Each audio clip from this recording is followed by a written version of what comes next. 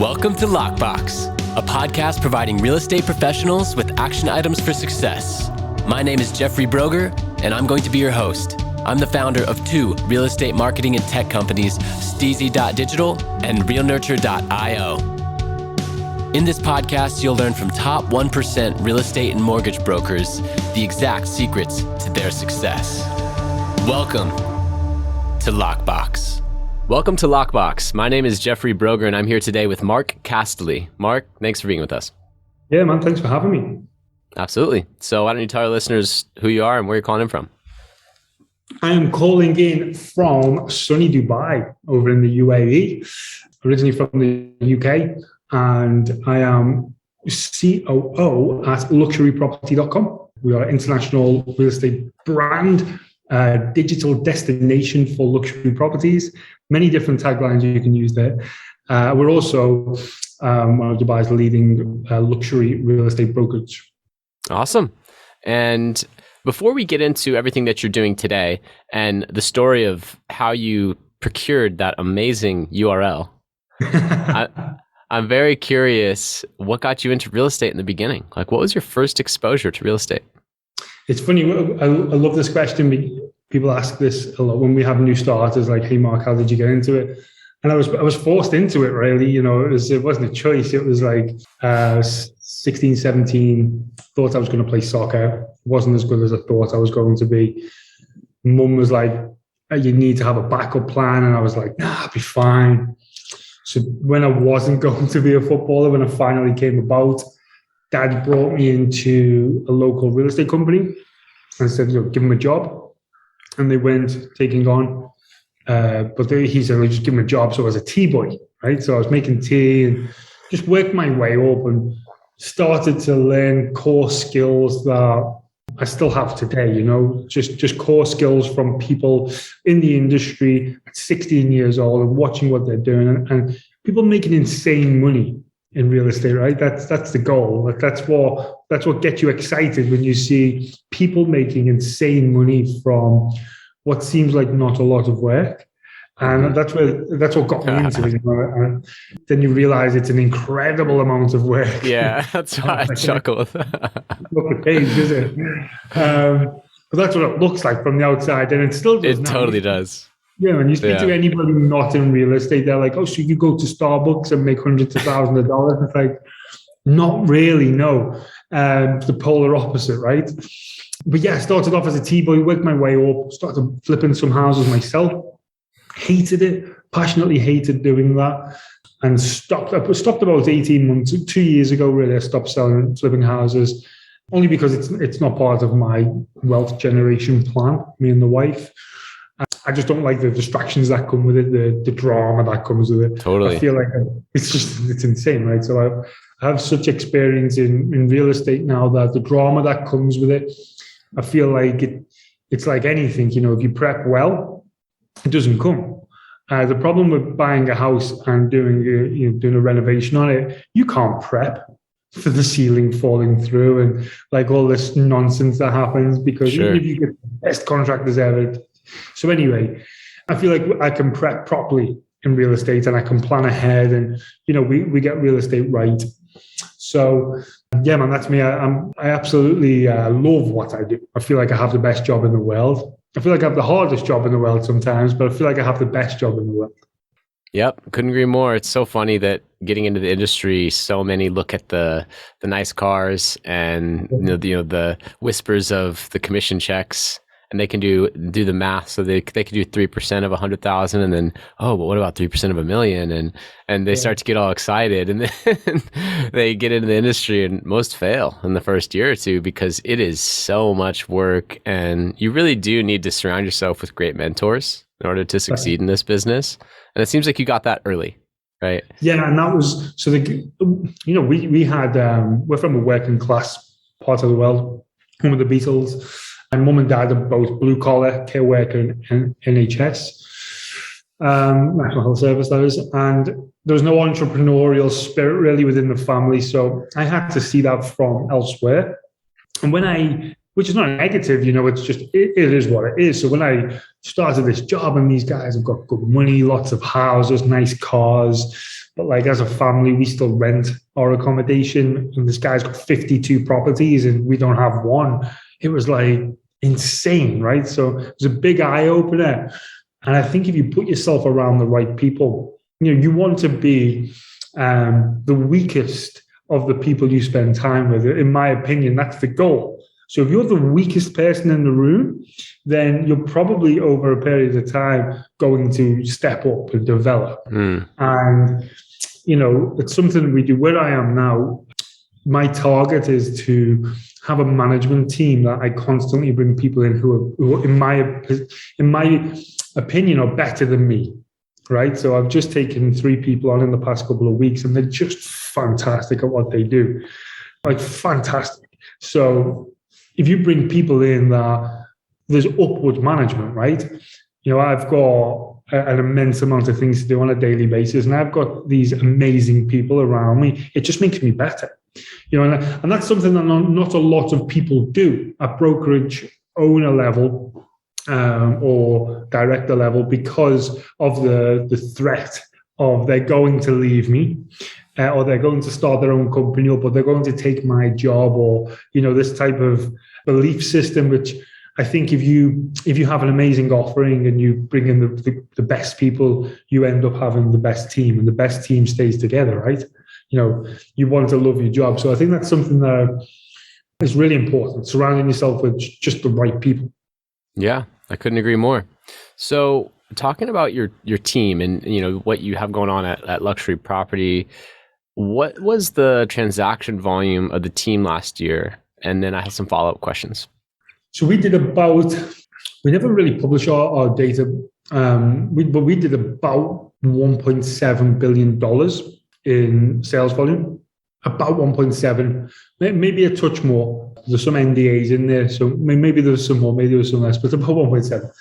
Average fees in Dubai, 2% either side, but traditionally you don't get 4%. If it's I would say 50% of the time you're on a 4% deal, 50% on a 2%. So, as a team, 2021 in Dubai was the highest number of real estate transactions ever recorded since they started recording transactions. I was in the news recently talking about how I believe this year will be much better.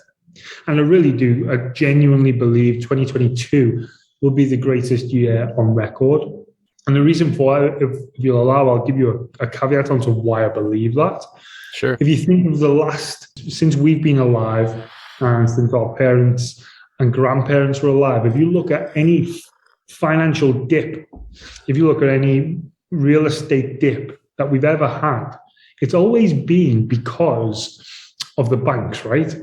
It's always been the banks were to blame for the financial crisis. And it's typically bank-backed real estate dips.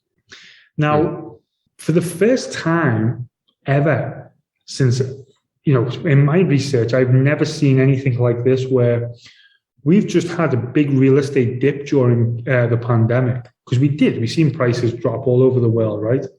Not too dramatically, but they dropped. But now as they're creeping back up, people are coming to market and the banks aren't at fault. So the banks are in a position where at the bottom of the dip, banks are offering finance, not just to the top level. They're offering finance to first-time home buyers at the world's best. Interest rates are available in the US and we're pegged to the dollar, so we follow US interest rates here in Dubai. So right now, we had a big dip early 2021, and now we're coming out of this dip. First-time home buyers are able to walk into a bank and get easy access to a home loan at fantastic interest rates. So buying the dip is so much easier, and that's never happened before. I can't think of a time where that's ever been the case. Banks saying, there's the cash, let's go. Typically, buying the dip is reserved for those that are sitting on cash. Exactly, right? And this is not the case, because what we've seen now is people, because rents in a market like this, when it's about to boom again, rents increase rapidly. And that pushes on the investor market, it pushes on the rest of the market, and then sales prices naturally increase as well. But the rental market went that crazy here that it was cheaper to buy than rent. So we pay rent all year up front in Dubai. So you do 12 months up front. That's typically how you would do it. Or you might do 6 months and then 6 months, but it's all paid in 2 checks. So you do it up front. So some people were looking and saying, you're not doing it weekly like my space, my 100 square foot spot when I was studying abroad in Australia across the street from the beach. I couldn't do a weekly rental. 2 checks or one, man. Wow.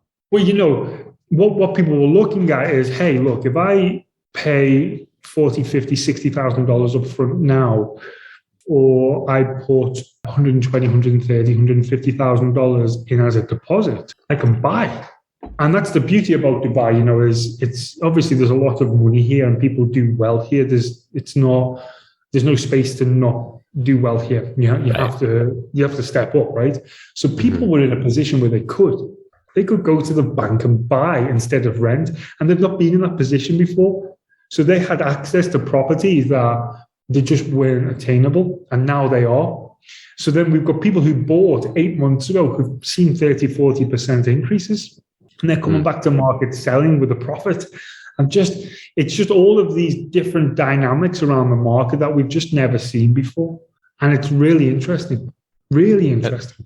That is interesting. And what I'm also interested in is you mentioned that there was a dip in early 2021. So in contrast, since March 2020, where there was the shock of the pandemic, since then, our housing market in the United States has absolutely gone bananas, and it has gone up in listing price, sold over listing, time on market. I mean, we're getting houses that are having 100 offers and getting $200,000 over asking price for like a $600,000 house. It's like not, they're paying like 25 or 30% more than what it's listed to buy this house in this crazy market that we're in. So in the US, we've kind of experienced something different where since March 2020, it's just gone on a rocket ship to the moon.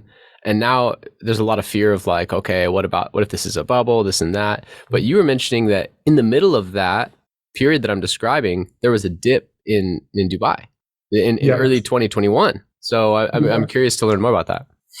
What we seen was people, because we're not the forever home location, right? People are 5 years, 10 years, maybe 25 years, but you come in, you make your money, you have the best life ever because it's just the best place ever to live. And then, once you build up your cash pot, you go to the retirement place or your next phase. So there's so many people who are here who went back home. And that's what's kind of created this mini dip. There was like a little exodus. People were just like, oh, right, let's get back home. And it was a panic. So we call them COVID prices. So there's people who rented at COVID rental rates, and the rental restrictions in Dubai really robust in the favor of the tenant, which is great. They've done a great job here. And basically, you have to give your tenant 12 months notice to kick them out. And that's that's that. If you don't give them 12 months notice, they don't move out, right? So there's people who moved in, and no joke, prices have doubled. They've literally doubled since they moved in. So they're staying tight, right? So they're like, no, I'm not moving out. I've got this incredible rate. You can't put the rate up. The maximum it can go up is 10%. So these guys are on this crazy deal. And that's what slowed the market down coming out of that dip. And now, as that started to exit, we've just got people flooding in with cash. And people are coming back. It's the most vaccinated place on the planet.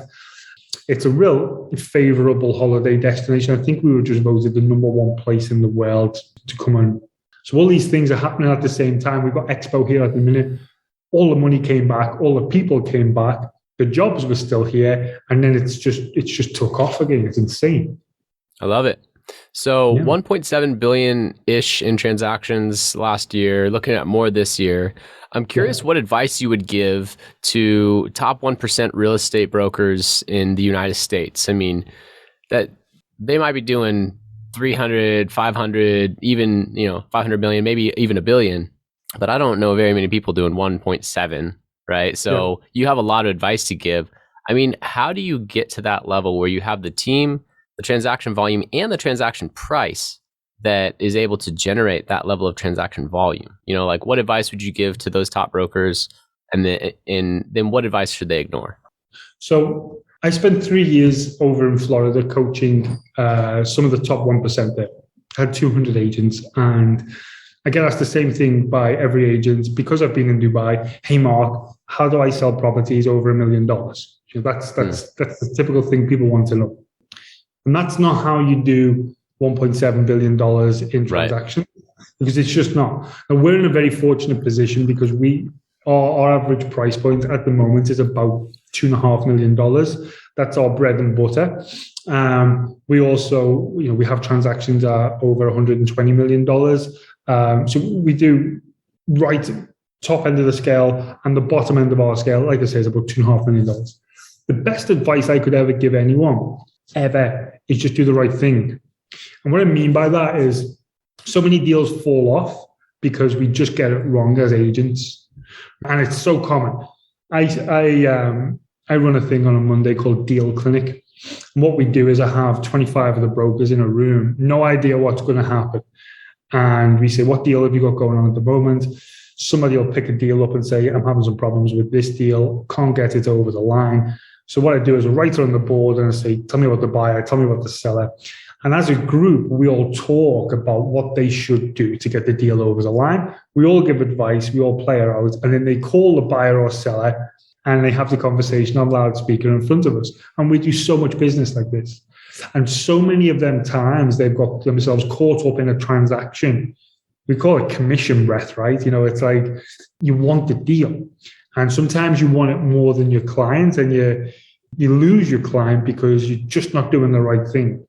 And I've found that if you take a step back and you do the right thing by your clients every time, you do so much business.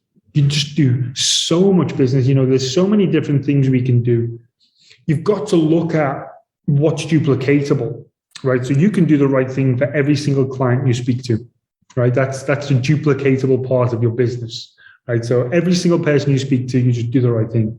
What else is duplicatable is strangers.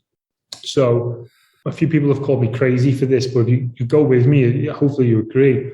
If you rely on your sphere of influence, you will fail at some point and your business closes down at some point, okay?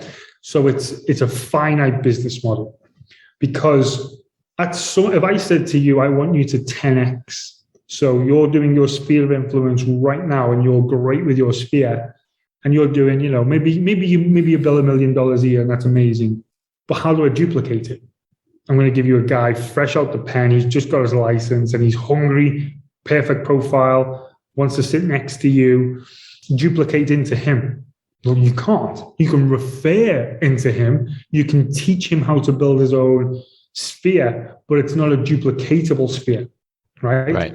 And what I say to people is, look, yeah, man, that's right. So if you've got 80% of your business coming in from people you don't know, that's duplicatable. And I'm not saying reduce the number of deals you do with your sphere. I'm saying increase the number of strangers that you do deals with. Because if I can run my credit card and generate a lead through, for example, Zillow, the dreaded word nobody wants to talk about. So you go on Zillow, you put your credit card in and you get 50 leads and you call them all and you find out a conversion rate for that 50 leads and you say, okay, well, out of 50 leads, I'm doing 3 deals. It's costing me a couple of grand and my ROI is 10x. Nice business model. That's duplicatable. You know what I mean? You can do that anywhere in the US because it's a buy-side model that you can duplicate. And that's something that will change your business. If you've got something you can duplicate into and you can bring people in and you can put a ring fence around it and then do it again and then do it again, you've got a business that doesn't rely on you and your friendship circle to be successful. And I think that's key, right? That is key. Absolutely. So many brokers have been taught sphere, sphere, sphere. And of course you should be marketing to your sphere. That's like 101. Just do Right? it. It's the But basics. It's like get a phone, get a car, market to your sphere. yeah, just go do it. Talk to them. Consistent, organize them. Ask, who would be willing to use or refer you, and then put them in a different category and market to them and this and that. And do the sphere thing. But I am the owner of a top real estate digital marketing company that helps with lead generation and follow up. And what you just said is right in line with exactly the value proposition that I've been promoting for the last couple of years. Is your sphere is phenomenal. And once it gets you to the point where you have really good systems because you've done so many transactions with your sphere and their friends, now it's time to blast that out with advertising and start to attract top of funnel strangers, as you call them, leads, and then nurture them into a prospect and then close them because you have good systems. You just need more people to be seeing what you're doing, right? It's got to be teachable, right? So that's an easy teachable process. And it's funny because when I was in the US, I'm a maybe for another podcast, but I'm the type of guy who likes to try things before I have an opinion on them. So my wife thinks I'm crazy, but we did the Church of Scientology in Miami when we lived in, and she was like, this is like, whoa, it's way out there for us. And we've done Freemasons in the UK, and we've done all different types of things. So I have an opinion on it. So if someone asks my opinion, it's like, I'll have an opinion if I've done it. If not, then I won't. And that transfers into business, right? So people said to me, Mark, look, I'm doing 100 grand a month at the moment. I'm capped out. I need to bring some people in to help. And I'm like, okay, great. Who do you need? Let's take a look at your KPIs on your business. And you're like, what's a KPI? Like, okay, well, let's do some KPIs first. And let's see. And these guys are doing well, $1 million GCI, but they don't have KPIs. So let's run the figures. So where do we need help? And they say, well, I need someone to make all of my phone calls for me. That's a typical next step a real estate agent wants. I want all of the leads. I don't want to speak to anyone unless they want to buy a house or sell a house. Are you okay? That's fair. That's what we all want. That's the golden ticket, right? Just speak to the people who want to pay you. Okay. And they said, so who can I get in to do this for me? Well, typically ISAs are brought in from the Philippines. That's the core demographic of an ISA is someone out in Manila. So I said, well, before we try and do that, first of all, you've got to do it yourself. So you have to call everyone on your database and see what they say. And if everybody's giving you a common objection and you figure out how to overcome this, then it's going to be easy for you to show somebody how to overcome it. But if they're getting a common objection and you've never had it, how can you help? Where's the value? Because they'll tell you the actual objection. You'll give them the ideal world reply, and we don't live in an ideal world, and you'll think they're doing a bad job. So what I've done is I flew to Manila and I spent 10 days there, Makati City, working with these girls who were just unbelievable. I was training them, they were training me, and it was just really, really interesting time to figure out what these girls and guys were doing that everybody craves so much in the US, right? Can you please be my ISA? Biggest problem an ISA has got in Manila is Wi-Fi. Wi-Fi drops like every 10 minutes. They have torrential storms and crazy weather. I was there for sideways rain, really interesting times. So once you've done that, though, the reason I say that is once you've gone through that process and you've learned from ISAs, you've made all the calls, you've been rejected, that then puts you in a position where you can grow. And that's for the top 1%. I don't know if there's video on this, whether you can see me. So I'm 6'4", baldy guy, speak a bit funny, bit of a strange accent. So I don't have the standard real estate check boxes where I'm chiseled, handsome, with great hair and this amazing accent. So when I moved to Dubai, I had there were obstacles that I was like, oh, how do I overcome the fact that I don't tick all of them boxes? Why are people saying no to me? So I read a book. The only book I've actually ever read. I try and listen to podcasts now instead, just like this one. And it was How to Win Friends and Influence People. And basically, it got me really to look further into NLP and why people say yes. And this was something that I really love. And I'll go through it really quick. But one thing real estate agency, which really makes me laugh, is when we have a phone call, we typically start a fight. And it's just so insane. And this is something I went through. I was hosting seminars in Florida. I'd have 150 people a week come see me, and I'd do a couple of hours coaching with them, and I loved it. And we used to laugh, and I'd say in every seminar, I said, why do you fight with people on the phone who said they want to buy a house from you? And people look, and they're like, what do you mean, Mark? I'm like, well, you pick the phone up and you say, hey, it's Mark. I understand you're looking for property in 1234 zip code. You've come through and you've got a budget of looks like 400 grand for a 4-bed. This is amazing. I'd like to tell you about the options I've got. And they say, yeah, I'm ready to buy a house. And you go, okay, well, this one's available. And they say, I want to see it. Can you take me on a showing? And the agent says, every single time they say, whoa, before I can show you any property, I need to ask you a few questions, right? And I just think it's the most insane thing ever, right? Because you want the same thing. You want to take them on a showing, right? And they want to go on a showing. Now, I'm not saying do the showing. All I'm saying is if you position your pitch in a way that gives them everything they want up front, if you were to say, yeah, let's go on a showing tomorrow. Let me call the seller and see, can I get us access? What time? And they say 2:00, and you say, okay, let's go at 2. Right. I'm going to give the seller a call. Before I do, he's got some prerequisites before we go. I just need to get a bit more information from you. That fight has stopped, right? Because the buyer is no longer thinking, no, just show me the property. Show me the property. I don't want to answer your questions. And it was things like this that made people were saying no to me. And I was like, why are you saying no? How do I make myself better by making you say yes to me? Because I've got something you want. And it was about how I position my pitch. What's my USP?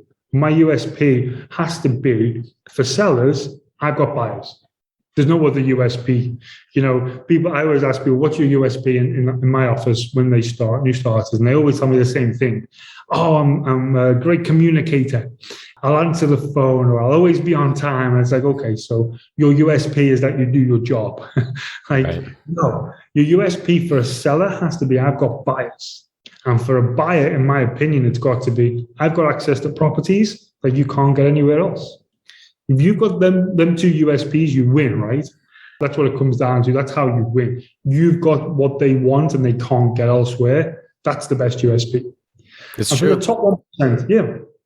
And if I could tell a story to just extrapolate on what you just mentioned, the objection handling that I developed on my own, kind of in a vacuum, through my experience doing direct selling with Cutco, is that I would experience that towards the end of the sales transaction, you're really close to the close, and then they give you the real objection, right? Yeah, you've gotten past the smokescreen stuff, and you've maneuvered your way, you've followed the scripts, you've done your deal, and you're like 1 or 2 questions away from getting a credit card, right?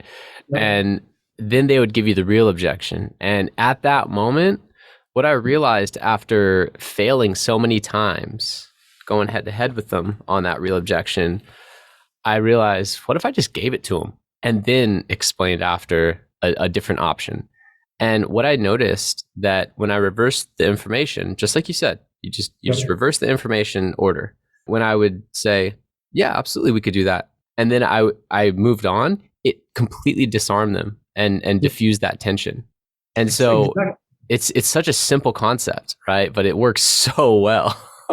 And that's it. All you're doing is, it's like having, I don't know, I have a 6-year-old daughter, and in my house I have a 6-year-old daughter, I have my wife, and I have my mother-in-law, and we have a nanny, all women.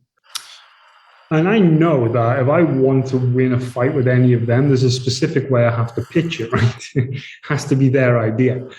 And it's just the same thing. If you're dealing with a buyer or a seller and they want something, best to just give them it. And because that's the biggest thing, right? It's the biggest issue right now is that I go on this viewing tomorrow. It's like, okay, man, let's go on the showing tomorrow. No problem. I'm not going to go if you give me some weird answers, but I'll give it to you right now, and then we're going to have a conversation around it, and you win. You win by letting them win, right? Because we both want to make, that's it. Yeah. Rather than holding it away from them, like you can't get this unless you answer these questions. Yeah. Instead of that, you're like, yeah, man, let's go. Oh, people think I'm crazy, but it works, right? Because they get caught off guard and they're like, yeah. And you're still qualifying them. You just qualify them after.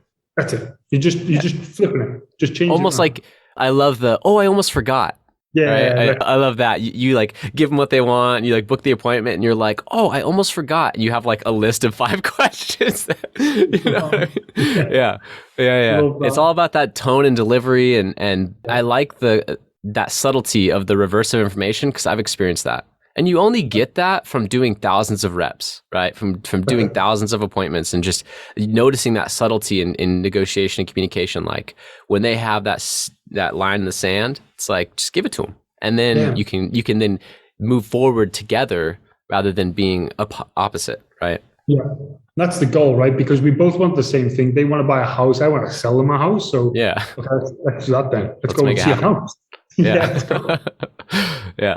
So I'm curious now of some of your entrepreneurial habits. So, what's the single most important action you take on a daily basis that has attributed most to your success? So the most important thing right now for the past 6 years is my family. There's nothing that gives you more of a drive. So the only thing I have on my desk it's a thing that my daughter wrote out. I love that. She actually wrote it on my whiteboard, and I've still got it. Can I show you that? It's actually still on the whiteboard. Nice. So what is it? It's like zeros, and then it says my equals my office. Daddy's office. Yeah. My daddy's office. Nice. So, there's nothing more important than family, right? And when you've got fire within, so right now it's 8:40 p.m. and I'll be here till probably 10:30 today. So that pushes me. The family element of my life pushes me to always be doing everything I can to put my wife and daughter in a position where they've got the best life ever. And I joke with them and say they do have the best life. My mother-in-law's here. She's fantastic. So they've got the best life ever. And that's because I've got a reason to give them it, right? And it doesn't matter. It doesn't have to be family. It could be anything. It's got to be a short goal. So my short-term goal is I get to see my wife and daughter at the end of the day. My short-term goal is give her all you've got. So when you go home, switch your phone off, and you've deserved your time with family because you've given her all you've got during the day. Now I have what most people call OCD. I don't think it's OCD, but they're just habits for success, right? So I'm quite strict with how I run my day. I'm normally up at 5, except on a Monday. We have 5 a.m. club. So I have the whole office come to a industrial warehouse in the middle of Dubai, start at 5 o'clock, pitch black, neon lights, DJ, and we do a full CrossFit session, 5 a.m. start. It's good for the team, right? So it's good team building. It's wild, to be honest, but it's good fun. And when we're in the office, quite often throughout the day, I'll set a timer for 1 hour and I'll forget about it. And then once the timer goes off, I'll be like, okay, what did I do in that last 1 hour? And would I pay myself $1,000 for what I've just done? Right. So in the last hour, if I've been super productive, would I have given myself $1,000 to do that work? Well, yeah, okay, great. And if not, well, get more active, man. And if it's not $1,000, it can be $500, $100, whatever you would pay yourself an hourly rate for. Well, would I have paid myself $1,000 for that? Yeah, okay, well done, Mark. If not, get at it. I have to learn something new every day. No, that's a really important concept. And an easy way to do that for my listeners is imagine what amount of money you want to make per year and divide by 2,000, which is 50 weeks, 40 hours a week, right? Yeah. If you imagine the amount of money that you want to make and you divide it, then you get that number. You shouldn't be doing any activity that you could outsource for less than that.